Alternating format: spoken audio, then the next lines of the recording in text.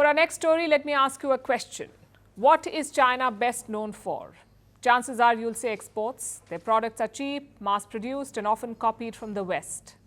China has a reputation for this. Counterfeiting consumer products. They copy everything. The strategy has served them well so far, but it has its limits. And China is now discovering those limits. It is trying to make high-tech products. The West is blocking access to the know-how, so Chinese companies are facing gaps. They cannot copy what they don't have access to. So Beijing has come up with a new plan.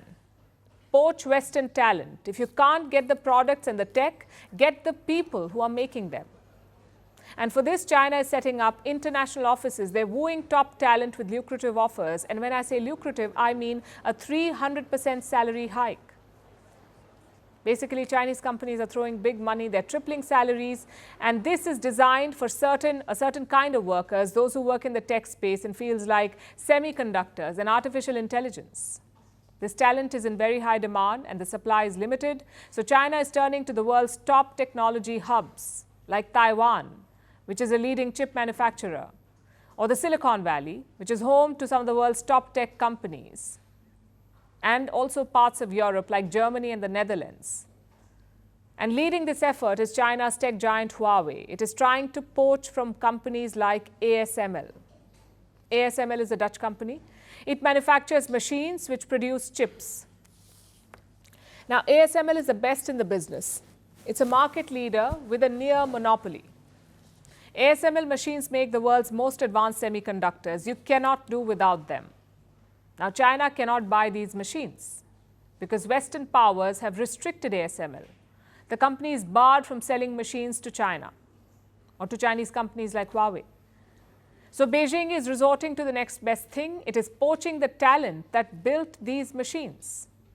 It's a time-tested strategy. Poaching is how companies get access to trade secrets, insider knowledge, and rare skill sets. But this is not just a corporate game. Companies like Huawei are not just businesses. They are an extension of the Chinese state. And they are pursuing foreign workers aggressively.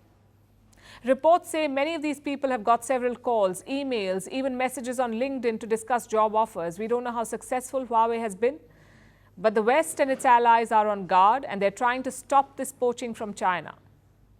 Taiwan, for example, has put strict rules in place. It closely monitors recruitment by Chinese companies. South Korea, too, is changing its laws. It wants to enforce tough punishments and block transfer of any sensitive know-how. The US and Europe are also stepping up. They have mobilized their intelligence agencies. Despite all of this, the Chinese are making progress in the tech space. Earlier this month, Huawei unveiled a new phone, the Mate 70. It runs on Huawei's own software. Earlier, they relied heavily on Western technology. Their phones use the Android software, which is made by Google.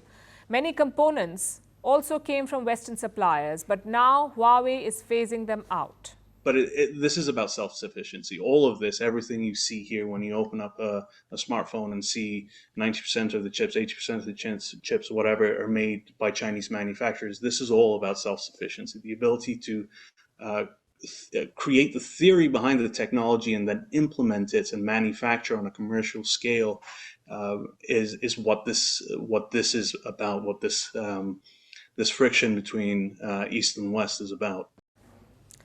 Beijing is driving the shift with heavy incentives. Chip making is a top priority for them. China has invested nearly $100 billion on it. This is in the form of subsidies and policy benefits. It is boosting the local semiconductor industry. The goal is quite simple: to build machines that rival those made by ASML.